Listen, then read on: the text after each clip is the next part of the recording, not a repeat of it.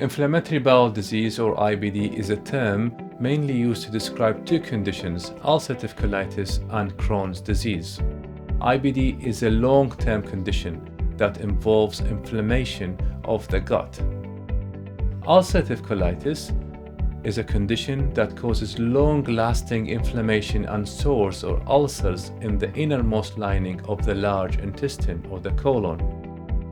Crohn's disease is a type of inflammatory bowel disease that is characterized by inflammation of the lining of the digestive tract, which often spread deep into affected tissues.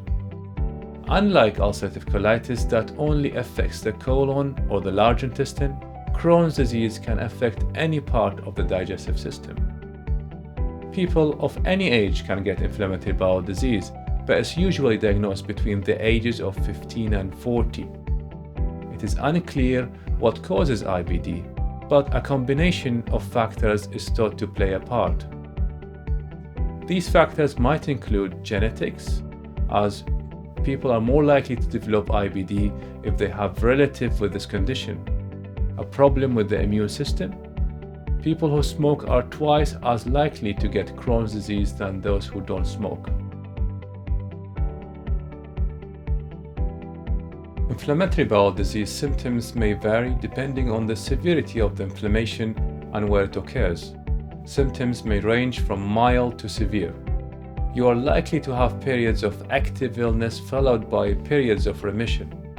Signs and symptoms that are common in both Crohn's disease and ulcerative colitis include diarrhea, fever and fatigue, abdominal pain and cramping, blood in your stool, reduced appetite, weight loss.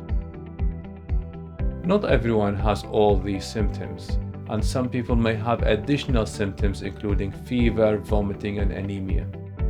Joint pain, painful red eyes, painful red skin nodules, and jaundice, primary sclerosing cholangitis are less commonly associated with inflammatory bowel disease. The symptoms of IBD can come and go. There may be times when the symptoms are severe, what we call flare-ups, followed by long periods where there are few or no symptoms at all. We call this remission. Your doctor will likely diagnose inflammatory bowel disease only after ruling out other possible causes for your signs and symptoms. To help confirm the diagnosis of IBD, you may have one or more of the following tests and procedures.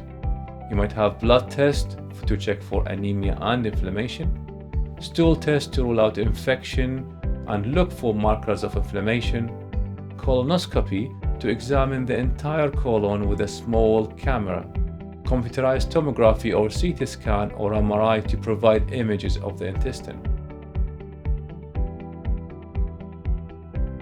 Although IBD is not curable, it is manageable.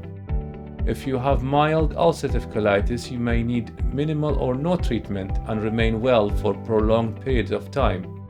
Treatment aims to relieve symptoms and prevent them returning, and includes specific diet, lifestyle changes, medications, and surgery.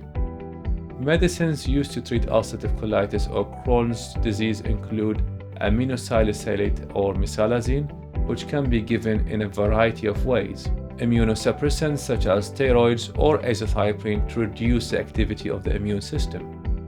Biologics, which are specific antibody-based treatment given by injection that target a specific part of the immune system, can also be used in treating inflammatory bowel disease. Antibiotics can be used as well in treating IBD. It is estimated that 1 in 5 people with ulcerative colitis have severe symptoms that do not improve with medications. In those cases, surgery may be necessary to remove an inflamed section of the large bowel, which is a colon. Around 60 to 75% of people with Crohn's disease will need surgery to repair the damage to their digestive system and treat complications of Crohn's disease. People with long history of ulcerative colitis and Crohn's disease are also at increased risk of getting bowel cancer. Therefore, your doctor will recommend regular bowel checkups or colonoscopies to reduce the risk of bowel cancer.